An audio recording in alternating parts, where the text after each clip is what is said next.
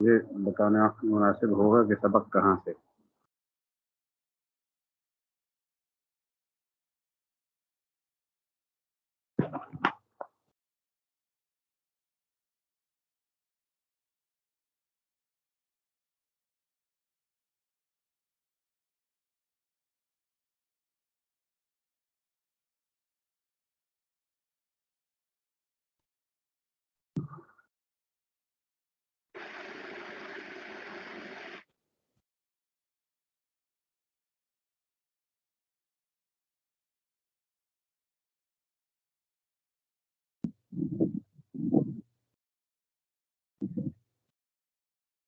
میرا خیال یہ ہے کہ مشرکین مکہ کا جو شرک تھا وہ ہم نے پڑھ لیا تھا، اور ان کی گمراہیاں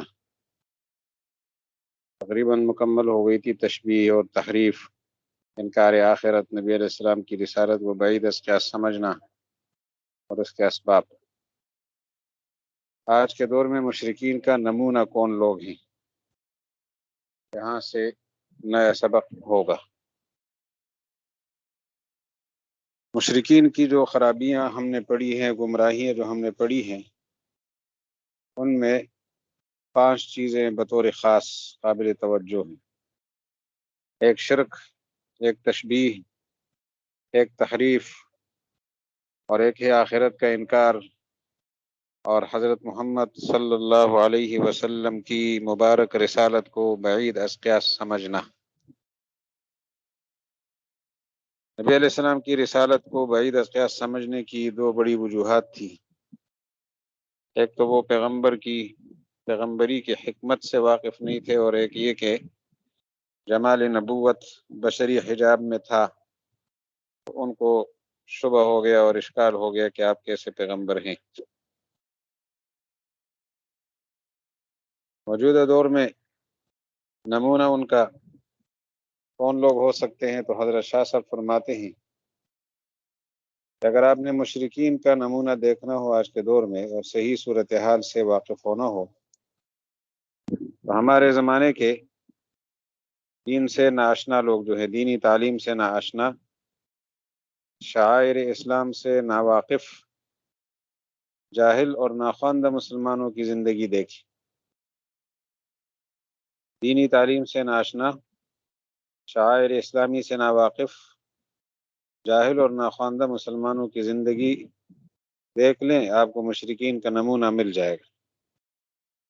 مثلا ان کی مشرکین کی خرابی یہ تھی کہ نبی کا وجود تو ممکن سمجھتے تھے اور پرانے انبیاء کو مانتے تھے، محمد الرسول اللہ علیہ السلام کی نبوت کے منکر تھے۔ تو آج کے یہ جاہل مسلمان یہ سمجھتے ہیں کہ ولی بہت گزرے ہیں دین میں، مسلمانوں میں، لیکن اپنے دور میں کوئی ولی ہو سکتا ہے، یہ بات ان کی سمجھ میں نہیں آتی۔ اس لیے زندہ اولیاء کرام سے استفادے کی بجائے مردوں کے پیچھے جاتے ہیں۔ تو جو لوگ زندہ ولیوں کے مقابلے میں مردوں سے استفادہ کرتے ہیں، آپ خود سمجھ جائیں کہ یہ اسی مزاج کے لوگ ہیں۔ وہاں بت پرستی تھی، یہاں قبر پرستی ہے۔ وہاں بت پرستی کے ذریعے سے وہ گمراہ ہو گئے تھے، تو یہاں بت پرستی کی بجائے قبر پرستی نے انہیں غلط راستے پہ ڈال دیا ہے۔ تو یہ بھی گویا کہ نمونہ ہے باقاعدہ اس دور کے مشرکین کا۔ وہاں تحریف تھی، یعنی بدعات اور رسومات کا التزام کرتے تھے۔ آج بھی باطل رسومات اور غلط قسم کی بدعات کا کتنا التزام کیا جاتا ہے، اور انہیں چھوڑنے کے لیے مسلمان تیار نہیں ہے۔ ہمارے ہاں شادیوں میں غیر ضروری چیزوں کو کتنا لازم سمجھا گیا ہے، اس کے بغیر گویا شادی ہو ہی نہیں سکتی۔ شادی کا رکن اول وہ غیر شرعی رسومات ہیں، جب تک انہیں پورا نہیں کریں گے شادی نہیں ہوگی۔ خدا نخواستہ ہو گئی تو وہ شادی چلے گی نہیں۔ لڑکی کو تانے ملیں گے یا لڑکے کو تانے ملیں گے۔ تانے اس لیے ملیں گے کہ غیر ضروری چیزوں کو لازم سمجھائے، لازم نہ سمجھتے غیر لازم چیز پر کوئی تانا نہیں دیتا۔ یہ صورتحال ہے آج کے انسانوں میں، یہ مکمل نمونہ ہے اس دور کے لوگوں کا۔ جو بھی مشرکین کی گمراہی تھی، آج اس کی کوئی نہ کوئی شکل ہمارے ہاں مسلمانوں میں، جاہل مسلمانوں میں، ناخواندہ مسلمانوں میں موجود ہے۔ معاشرتی جبر کے نیچے دبے ہوئے لوگ، شریعت کے احکام سے آزاد لوگ، باقاعدہ مشرکین کا نمونہ بن کر نمایاں ہو رہے ہیں۔ تو آپ عبارت دیکھیں، حضرت فرماتے ہیں کہ نموذج المشرکین، مشرکین کا نمونہ، وَإِن كُنْتَ غَيْرَ مُهْتَدٍ فِي تَصْوِيرِ حَالِ الْمُشْرِكِينَ وَعَقَائِدِهِمْ وَأَعْمَالِهِمْ، اگر آپ کی صحیح رہنمائی نہیں ہوئی، آپ کو صحیح طور پر وضاحت نہیں ملی، اور آپ کو اندازہ نہیں ہے صحیح طریقے سے یہ تصویر حال المشرکین، مشرکین کی حالت کی تصویر کا، پوری منظر کشی کا آپ کو صحیح اندازہ نہیں ہے، ان کے عقائد کا صحیح انداز معلوم نہیں ہے، اور ان کے اعمال کا صحیح طریقہ معلوم نہیں ہے، فانظر الی حال المختلفین من اہل عصرنا، بس دیکھ لو ان پیشور لوگوں کو جو ہمارے زمانے کے ہیں، ہمارے زمانے کے پیشور لوگ، بالخصوص الذین یقطنون منہم باطراف دار الاسلام، بالخصوص وہ لوگ یقطنون جو رہائش پذیر ہیں، منہم ان مسلمانوں میں سے، باطراف دار الاسلام، دار الاسلام کے اطراف میں، دار الاسلام کے اطراف اور کناروں میں چونکہ تعلیم کا اعلیٰ انتظام نہیں ہوتا، دینی تعلیم کا، وہاں کے لوگ بے تعلیم رہ جاتے ہیں۔ ہمارے پنجاب کے دیہاتی علاقوں میں جا کے دیکھ لیں، وہاں مسلمانوں کا دین سے کتنا تعلق ہے، اور ما ہی تصورات ان کے عقائد کیا ہیں عن الولایت، ولایت ولی بننے کے بارے میں، ومع انہم، باوجود یہ کہ وہ لوگ یعترفون بولایت الاولیاء المتقدمین، وہ اعتراف کرتے ہیں متقدمین اولیاء کی ولایت کا، پہلے بڑے بڑے اولیاء گزرے ہیں، لیکن اس کے باوجود یرون وجود الاولیاء فی هذا العصر من قبیل المستحیلات، ولیوں کا وجود اس زمانے میں محالات میں سے سمجھتے ہیں، ناممکنات میں سے، کہ آج کے زمانے میں ولی کون ہو سکتا ہے۔ وَيَذْهَبُونَ إِلَى الْقُبُورِ وَالْعَتَبَاتِ، اور وہ جاتے ہیں قبر کے پاس، قبروں کے پاس اور درگاہوں کے پاس۔ یہ کام وہ کیوں کرتے ہیں؟ زندہ اولیاء سے استفادہ نہیں کرتے، قبر پرستی کے وہ مرتکب ہیں۔ وَيَرْتَكِبُونَ أَنْوَاعًا مِنَ الشِّرْكِ، اور مختلف قسم کے شرک کے وہ مرتکب ہوتے ہیں۔ وَكَيْفَ تَطَرَّقَ إِلَيْهِمُ التَّشْبِيهُ وَالتَّحْرِيفُ، ان کی طرف کیسے تشبیہ نے راستہ حاصل کر لیا، تطرق راستہ حاصل کیا، الیہم ان کی طرف، التشبیہ تشبیہ نے، والتحریف اور تحریف نے، کہ بندوں کو خدا کی طرح سمجھ لیا، یہ تشبیہ ہے، اور تحریف یہ کہ انہوں نے دین کے اندر کتنی غیر دینی چیزیں داخل کر کے ان کو لازم ایسا سمجھا جیسے دین ہو۔ ونرى طبق الحدیث الصحیح، ہمیں اس حدیث کی تطبیق نظر آتی ہے، صحیح حدیث ہے۔ وہ صحیح حدیث کیا ہے؟ لَتَتَّبِعُنَّ سَنَنَ مَنْ كَانَ قَبْلَكُمْ، نبی علیہ السلام نے فرمایا تم ضرور ان لوگوں کے طرز عمل کی پیروی کرو گے جو تم سے پہلے گزرے ہیں، پرانے لوگوں کے غلط طریقے تم میں پھر زندہ ہوں گے۔ تو کہتے ہیں اس حدیث کی بنیاد پر ہم کہتے ہیں انہ ما من بلیۃ من البلایا الا وطائفۃ من اہل عصرنا، نہیں ہے کوئی بھی مصیبت، کوئی بھی بری عادت، بلیہ، کوئی بھی ایسی مصیبت نہیں ہے، کوئی ایسی بری عادت نہیں ہے، الا وطائفۃ من اہل عصرنا، مگر ہمارے زمانے کی ایک جماعت، یرتکبونہا، اس بری عادت کو اپنائے ہوئے ہیں، وَيَعْتَقِدُونَ مِثْلَهَا، اور ان جیسی چیزوں کا عقیدہ رکھتے ہیں، عافانا اللہ سبحانہ وتعالی من ذلک، اللہ تعالیٰ اس چیز سے ہمیں محفوظ رکھے۔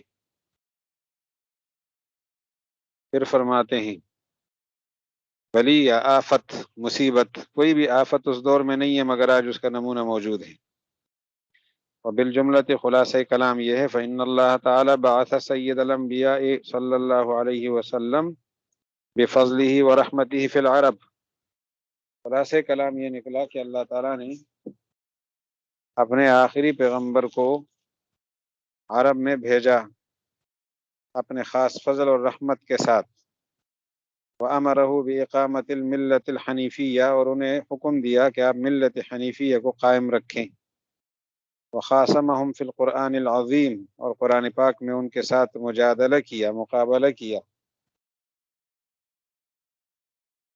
اور ساتھ واستدل فی المخاصمہ، قرآن مجید میں مخاصمہ ان کے ساتھ کیا، اور اس مخاصمے میں جو انہوں نے استدلال کیے ہیں رسول اللہ علیہ السلام نے بمسلماتہم، عرب کے مشرکین کے مسلمات کو لے کر. اور یہ مسلمات ان پر آسمان سے نازل نہیں ہوئے تھے. التی ہی من بقایا الملت الحنیفیہ، وہ بھی ملت حنیفیہ کے بقایا جات تھے. کچھ چیزیں ان میں مسلم رہ گئی تھی، قابل تعریف چیزیں رہ گئی تھی ملت حنیفیہ میں سے، ابراہیم علیہ السلام کی ملت میں سے، ان کو لے کر دلیل میں پیش کیا. وجہ لیتحقق الالزام، تاکہ ان پر الزام ثابت ہو جائے. بات ان کے یعنی اس کا کوئی جواب نہ دے سکے، توڑ پیش نہ کر سکے. بات جب لازم ہو جاتی ہے پھر اس کا جواب نہیں ہوتا. اب حضور صلی اللہ علیہ وسلم آئے ہیں، انہوں نے ملت حنیفیہ کو قائم کرنے کا حکم دیا ہے اور ان کے مسلمات سے استدلالات کیے ہیں. تو شرک کی تردید کا کیا طریقہ اختیار کیا ہے وہ بتاتے ہیں. شرک کی تردید کے لیے ان کے مسلمات میں سے کس کو اپنایا گیا ہے اور کون سا طریقہ اختیار کیا گیا ہے، اس کو زیر باس لاتے ہیں. اور 4 طریقے بتاتے ہیں. 4 طریقے ہیں. پہلا طریقہ، ان کے عقیدے کے بارے میں ان سے دلیل کا مطالبہ کیا ہے کہ آپ کا جو عقیدہ ہے اس پر دلیل پیش کرو. اور اگر انہوں نے دلیل پیش کی جو معروف دلیل ہے کہ باپ دادا کا طریقہ ہے، تو یہ دلیل نہیں ہے، اس کا توڑ پیش کرنا. دلیل واقعی دلیل ہو، جس کو وہ دلیل سمجھتے ہو، یہ کافی نہیں ہے. جس کو دنیا دلیل سمجھتی ہو ایسی دلیل چاہیے. تو ان سے دلیل کا مطالبہ کیا جائے، اور خود ساختہ دلیل جو لوگوں کے ہاں دلیل مسلم نہیں ہے، اس دلیل کو توڑ دیا جائے. یہ پہلا طریقہ ہے. بھی آپ کا گمان یہ ہے کہ غیر اللہ کی عبادت کا ہمیں حکم ہے تو اس کا ثبوت دو. باپ دادا کا طریقہ یہ کوئی ثبوت نہیں ہے، وہ خود غلط راستے پر تھے. اگر یہ طریقہ انہوں نے ایجاد کیا ہے یا اپنایا ہے. دوسرا طریقہ شرک کی تردید کا، کہ جن کی تم عبادت کرتے ہو وہ اور اللہ تعالیٰ یہ برابر نہیں ہے. اللہ اور بندے برابر نہیں ہو سکتے. جن کی تم عبادت کرتے وہ مخلوق اور بندے ہیں، اور اللہ تعالیٰ کی عبادت کا مطالبہ ہے. دونوں میں کسی قسم کا جوڑ نہیں ہے، مساوات نہیں ہے، برابری نہیں ہے. یہ ثابت کیا جائے. ساتھ یہ کہ عبادت کا مستحق صرف اللہ تعالیٰ ہے، عبادت کے مستحق. کیونکہ عبادت اعلیٰ درجے کی عاجزی ہے، تو وہ عاجزی غیر اللہ کے سامنے نہیں ہو سکتی. خدا اور بندے برابر نہیں ہے تو بندے کے سامنے عاجزی کا اعلیٰ ترین نمونہ نہیں پیش کیا جا سکتا. تیسرا طریقہ شرک کی تردید کا، انبیاء کا اجماع اس بات پر ہوا ہے کہ شرک غلط ہے اور توحید ہی اصل راستہ ہے. اور چوتھا طریقہ یہ بتایا جائے کہ یہ جو بت ہیں ان کی عبادت کتنی بری ہے، اور ساتھ یہ بھی سمجھایا جائے کہ جن کی عبادت تم کر رہے ہو پتھر ہیں، وہ پتھر تو انسانی کمال تک نہیں پہنچ سکتے، وہ خدائی کمال تک کیسے پہنچیں گے؟ جب وہ خدائی کمال انسانی کمال تک نہیں پہنچ سکتے تو خدائی کمال کیسے وہ حاصل کریں گے؟ یہ 4 طریقے ہیں. رد الاشراک، بس نبی علیہ الصلوۃ والسلام نے ان کے مسلمات کو پیش کیا. تو شرک کی تردید کا جو طریقہ اختیار کیا وہ یہ ہے کہ اولاً بمطالبتہم، پہلے نمبر پہ ان سے مطالبہ کیے بالدلیل، دلیل کا مطالبہ کیا ان سے، دلیل کا. علامہ یزعمون، جس چیز پر جو وہ ان کا عقیدہ ہے اس پر دلیل. علامہ، اس چیز پر، یزعمون جس کا وہ عقیدہ رکھتے ہیں، کہ اپنے عقیدے پر دلیل پیش کرو. نمبر 2 ونقضہم، اور ساتھ ساتھ توڑ دیا، ونقض تمسکہم، ان کی دلیل کو توڑ دیا، بتقلید آبائہم، جو اپنے باپ دادا کی پیروی کو دلیل سمجھتے ہیں، اس پیروی کو دلیل میں پیش کرنے کو توڑ دیا. وثانیاً، دوسری صورت، بإثبات عدم التساوی بین ہؤلاء العباد و بین الرب تبارک و تعالی. دوسرا طریقہ یہ ہے کہ ثابت کر دیا عدم تساوی کو. تساوی کا معنی برابری، عدم برابری، برابری کا نہ ہونا، بین ہؤلاء العباد و بین الرب تبارک و تعالی، ان بندوں کے درمیان اور خدا تعالیٰ کے درمیان. ان بندوں سے مراد جن کی وہ عبادت کر رہے ہیں، ان بندوں میں اور خدا تعالیٰ میں کوئی مساوات نہیں ہے. مساوات کیسے نہیں ہے؟ اس کی وضاحت پھر خوب کی جائے، اور خوب ہوئی ہے وہاں، کہ اللہ تعالیٰ تو عبادت کے مستحق ہیں اور ان بندوں میں استحقاق عبادت نہیں ہے. وبیان اختصاصی تعالی، و بیان کرنے کے ذریعے سے کہ اللہ تعالیٰ مخصوص ہیں باستحقاق اقصی غایت تعظیم، تعظیم کی انتہائی درجے کی کہ مستحق ہونے کے اللہ تعالیٰ، یعنی انتہائی درجے کی تعظیم کے اللہ تعالیٰ مستحق ہے، انتہائی درجے کی تعظیم کے اللہ مستحق ہے بخلاف ان بندوں کے، اور انتہائی درجے کی تعظیم ہی عبادت ہے. اور تیسری صورت، وثالثا بیان اجماع الانبیاء علی هذه المسئلہ، اس مسئلے پر اجماع الانبیاء کا بیان، مسئلہ توحید پر. کما قال تعالی وما ارسلنا من قبلک من رسول الا نوحی الیہ انہ لا الہ الا انا فاعبدون، ہم نے آپ سے پہلے کسی رسول کو نہیں بھیجا مگر ہم ان کی طرف وحی کرتے آئے ہیں کہ اللہ کے سوا کوئی معبود نہیں، میرے سوا کوئی معبود نہیں، بس میری ہی عبادت کرے. یہ دیکھو نا، تمام انبیاء نے یہ نظریہ پیش کیا ہے. ورابعاً، چوتھی بات، بیان شفاعت شناعت عبادت الاصنام، شناع قباحت، خرابی، بت پرستی کی خرابی بیان کرنا، اور یہ بتانا وان الاحجار، اور یہ بتانا کہ پتھر ساقطۃ عن مرتبۃ الکمال الانسانی، پتھر تو انسانی کمالات تک نہیں پہنچ سکتے. ساقطۃ، یہ پتھر نیچے ہیں، گرے ہوئے ہیں. کس سے؟ عن مرتبۃ الکمال الانسانی، انسانی کمال کے مرتبے سے. فکیف ینالون، یہ پتھر کیسے حاصل کریں گے مرتبۃ الالوہیہ، خدائی کا مقام. وهذا الرد مسوق لقوم يعتقدون الاصنام معبودة بذواتها، یہ جو آخری رد ہے،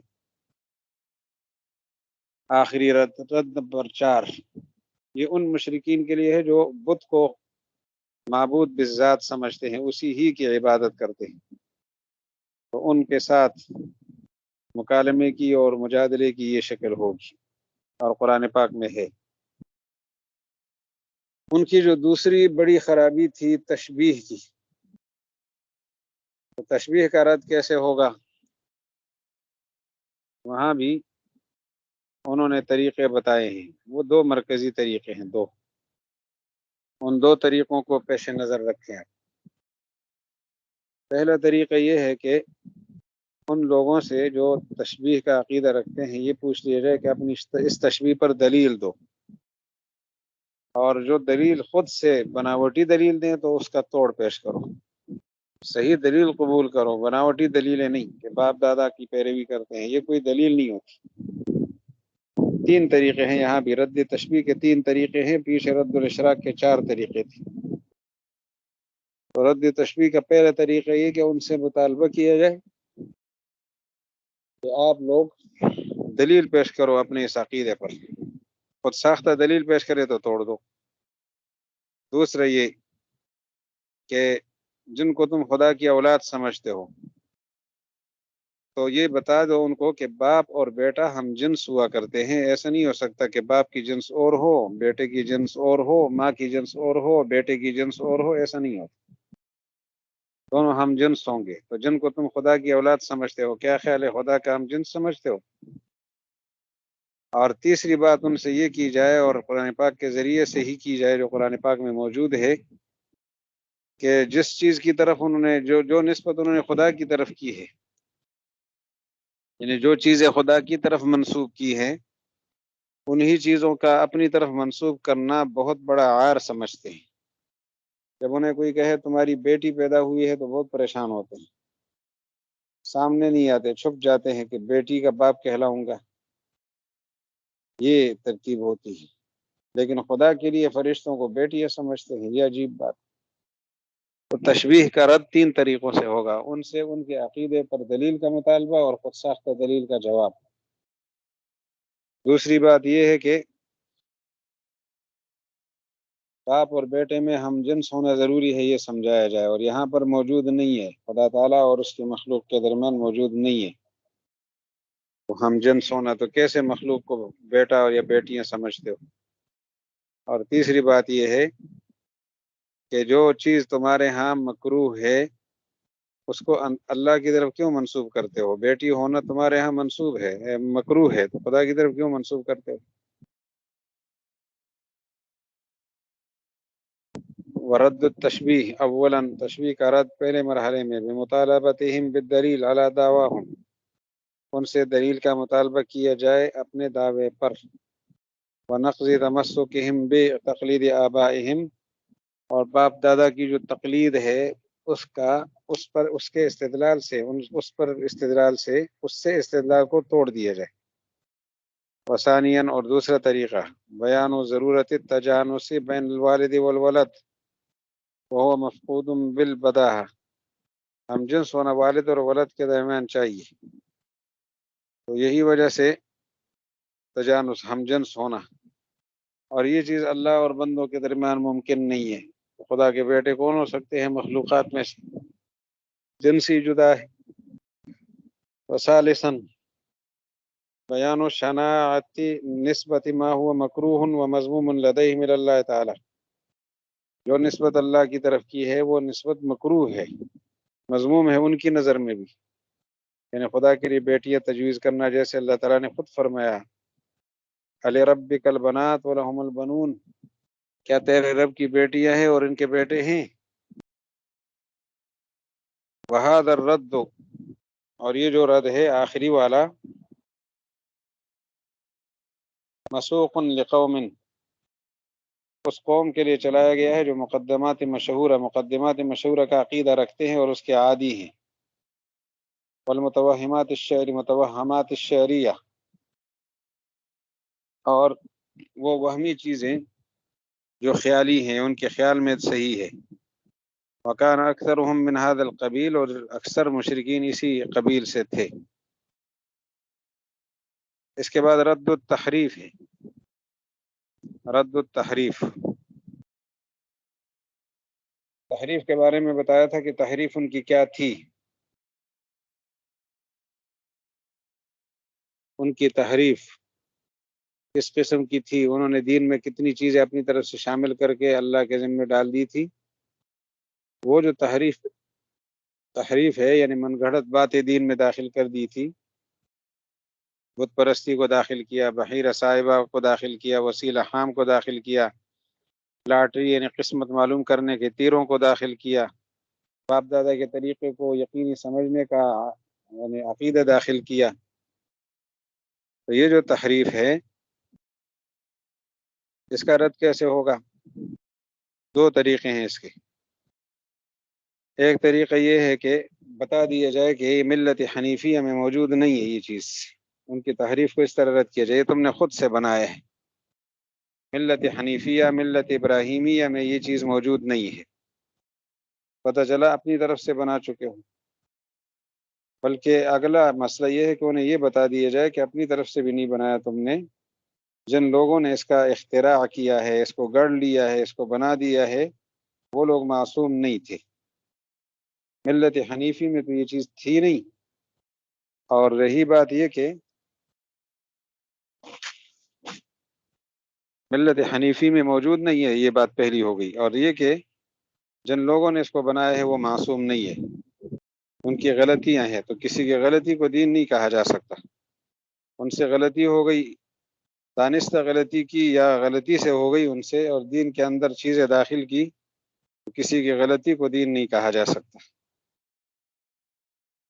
اولا رد التحریف کا پہلا طریقہ، بیان انہ لم یؤثر عن ائمۃ الملت الحنیفیہ، یہ بیان کیا جائے کہ یہ چیز منقول نہیں ہے، منقول لم یؤثر، منقول نہیں ہے۔ کہاں سے منقول نہیں ہے؟ عن ائمۃ الملت الحنیفیہ، ملت حنیفیہ کے ائمہ سے، حضرات انبیاء کرام سے،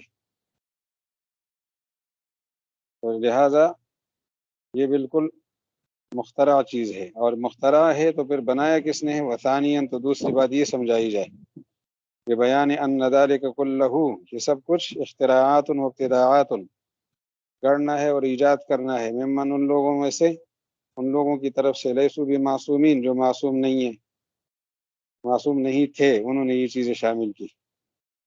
اس کے بعد قیامت کا اور حشر نشر کا استبعاد، اس کا رد کرنا ہے کہ قیامت کو وہ دور سے بعید سمجھتے تھے، بعید از قیاس، تو اس کا کیا جواب دیں گے اور کیسے بتائیں گے کہ قیامت کا جو مستبعد ہونا ہے یہ بالکل غلط بات ہے، قیامت ممکن ہے، آئے گی، بلکہ یقیناً آئے گی، تو اس کا رد کیسے کیا جائے؟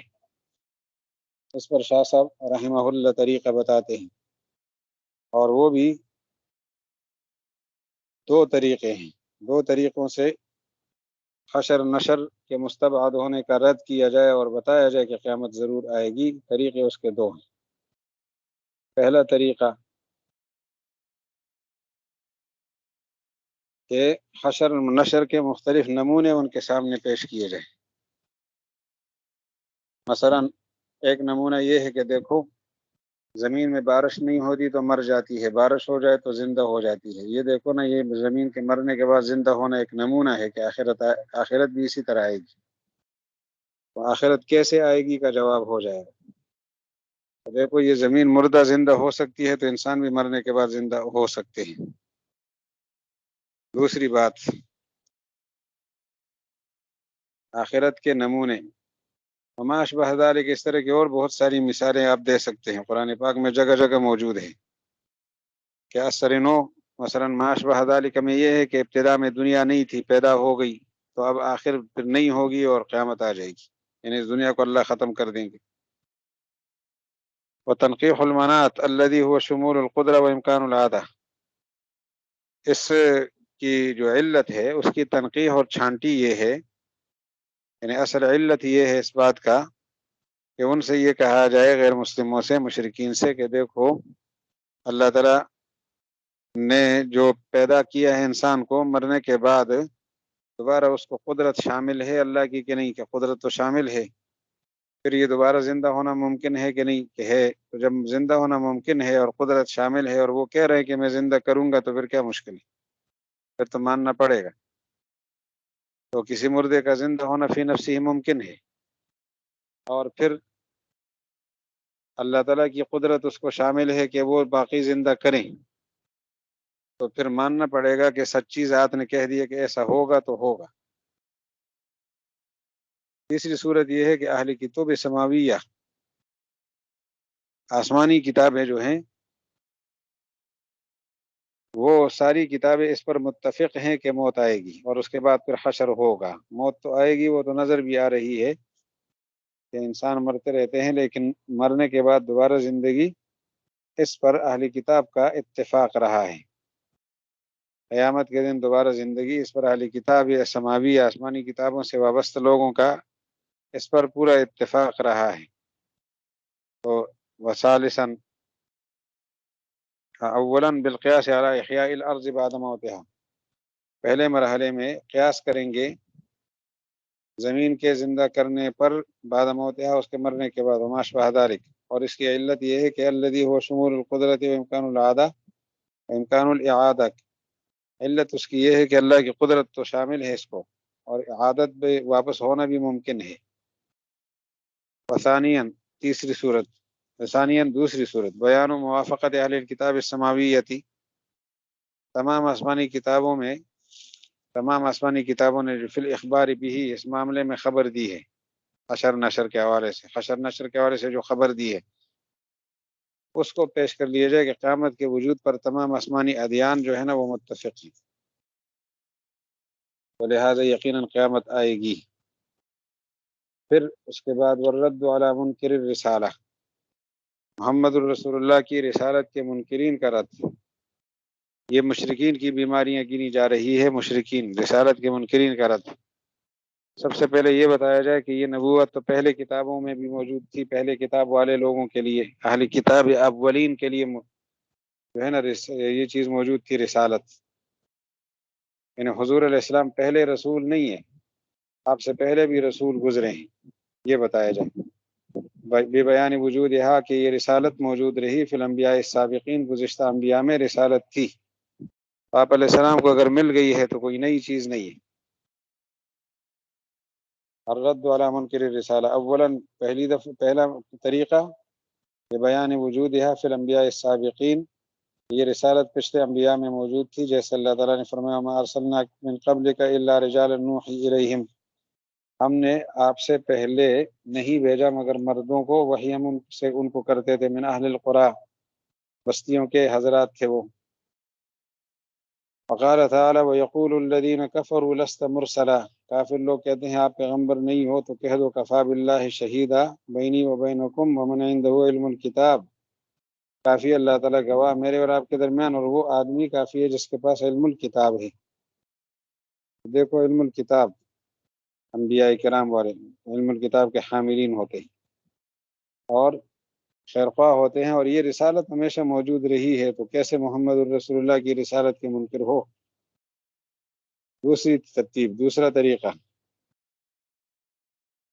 کہ رسالت عبارت ہے وحی سے، رسالت کا معنی وحی آنا، تو جب وحی آنا اس کی حقیقت ہے اور اس سے عبارت ہے تو پھر وحی ممکن ہے، اور جب وحی ممکن ہے تو رسول اللہ نے فرمایا کہ مجھ پر آ رہی ہے، تو ممکن چیز کی سچے نے خبر دے دی تو وہ واقع بھی ہے، ممکن ہے، ممکن ہر چیز جو ممکن ہو اس کے وقوع کی خبر سچے نے دے دی کہ وہ ہے تو ہے، یا ہوگی تو یقیناً ہوگی۔ تو دیکھو رسالت ممکن ہے، ممکن ہے رسالت، تو ایک شخصیت نے بتا دیا کہ وہ جو ممکن رسالت ہے وہ مجھے مل گئی اور اس کی سچائی مسلم ہے، تو پھر ماننا پڑے گا۔ تیسری بات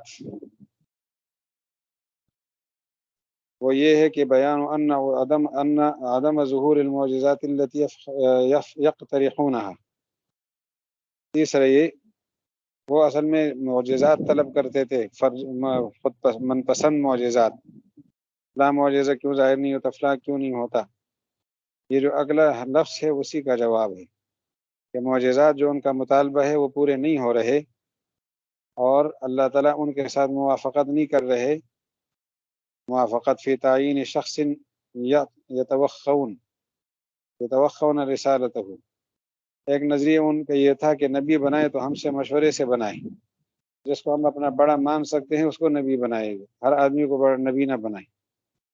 اس کا جواب اللہ تعالیٰ فرماتے ہیں کہ جب یہ باتیں کر رہے تھے تو اس کا توڑ پیش کرنا ہے۔ تو نبوت کی جو نبوت کا مستبعد ہونا ہے، محمد الرسول اللہ کی نبوت کا مستبعد ہونا، وہ بات ان کو سمجھ آ جائے گی اور استبعاد ذہن سے نکل جائے گا۔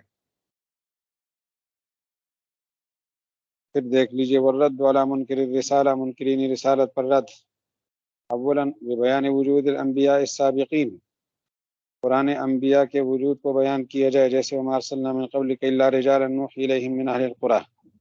دوسری دلیل ویقول الذین کفروا لست مرسلا قل کفی باللہ شہیدا بینی وبینکم ومن عندہ علم الکتاب۔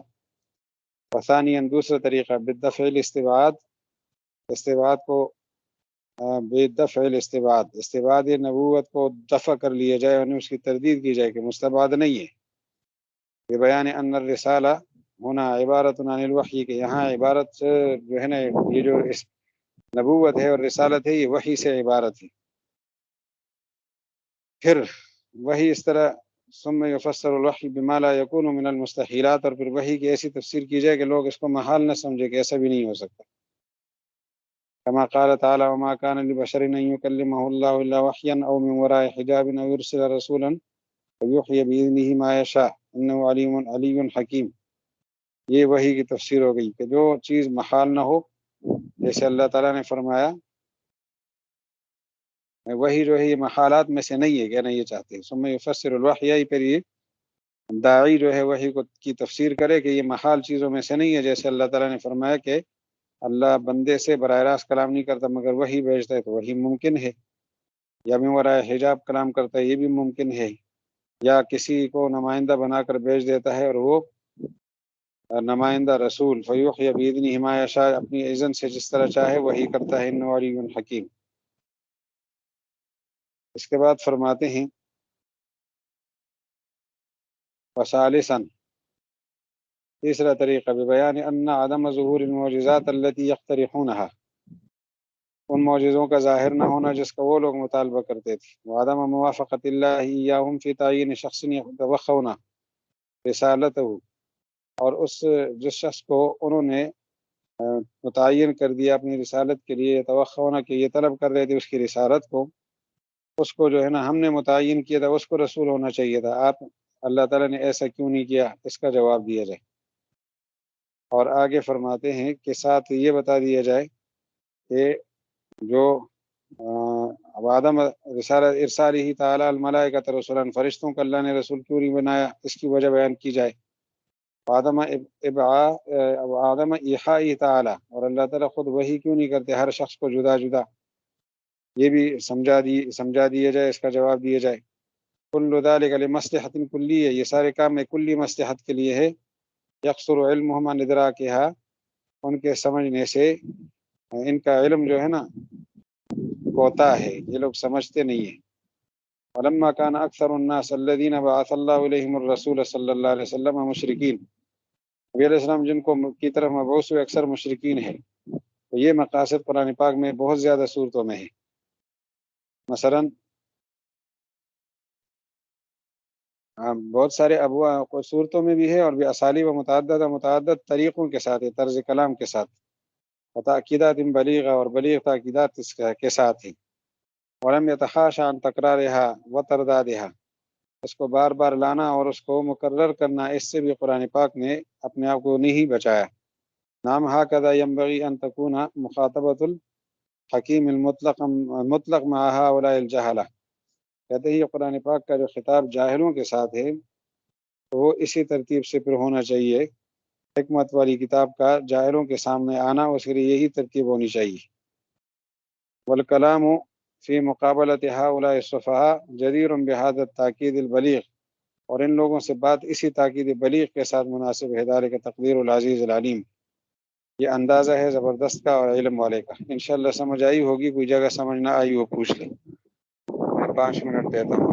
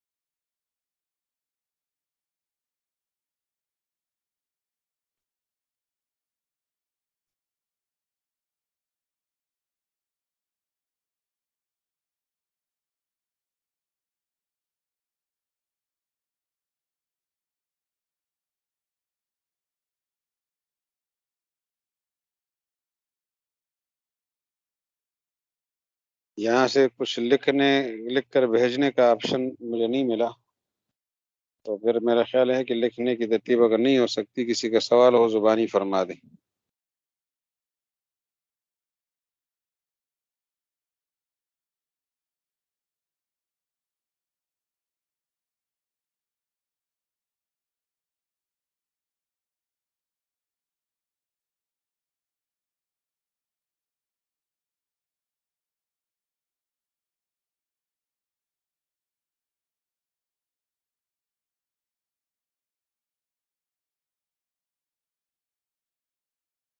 امید ہے کہ سمجھ آئی ہوگی، پھر آگے پڑھتے ہیں۔ مجھے کوئی سوال نظر نہیں آیا کسی کا۔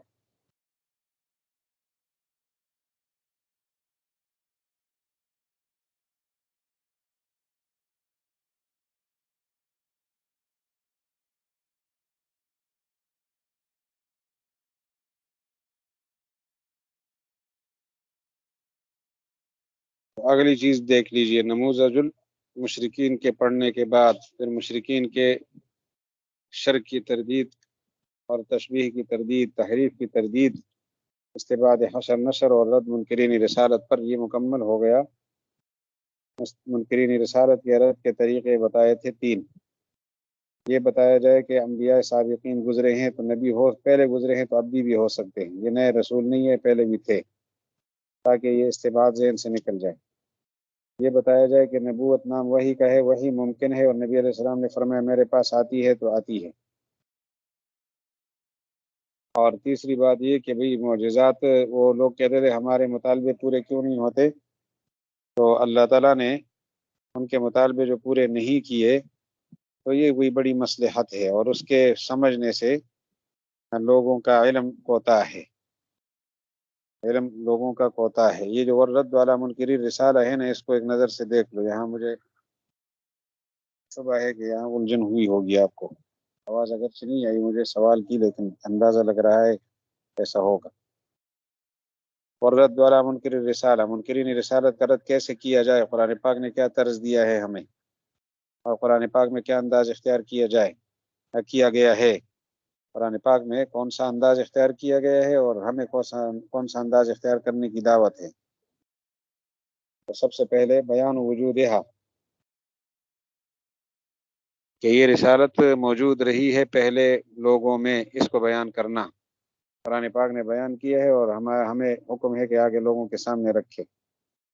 کما قال تعالیٰ، جیسے اللہ تعالیٰ نے خود وضاحت کی، وما ارسلنا من قبلک الا رجالا نوحی الیہم من اہل القری، یہاں پرانے رسولوں کا بیان ہے۔ اسی طرح وَيَقُولُ الَّذِينَ كَفَرُوا لَسْتَ مُرْسَلًا قُلْ كَفَىٰ بِاللَّهِ شَهِيدًا بَيْنِي وَبَيْنَكُمْ، آپ کی رسالت کا انکار کرتے ہیں تو اللہ تعالیٰ گواہ ہے، اور جس کے پاس کتاب کا علم ہے وہ گواہ ہے، اور کتاب کا علم انبیاء کے پاس ہے، انبیاء کرام، یہاں بھی انبیاء کا بیان ہوا۔ دوسرا طریقہ کہ جو رسالت کو مستبعد سمجھنے کا ذہن ہے، اس کا ازالہ کیا جائے اور بتایا جائے کہ رسالت وحی کا نام ہے۔ وحی کا نام اس لیے کہ قل انما انا بشر مثلکم یوحی الی، میں تو بشر ہوں، مجھے وحی آتی ہے، تو وہی رسالت ہے، اور کوئی فرق نہیں ہے۔ وحی آتی ہے، وحی نہ آتی تو رسالت نہ ہوتی، وحی آتی ہے تو رسالت ہے۔ پھر وحی کس کو کہتے ہیں کہ وہی انسان کے پاس وحی آ سکتی ہے، یہ بات بھی بیان کی جائے، یہ ناممکن نہیں ہے۔ خود اللہ تعالیٰ نے فرمایا کہ بشر کے پاس وحی آ سکتی ہے، وما کان لبشر ان یکلمہ اللہ الا وحیا او من وراء حجاب یرسل رسولا فیوحی باذنہ ما یشاء۔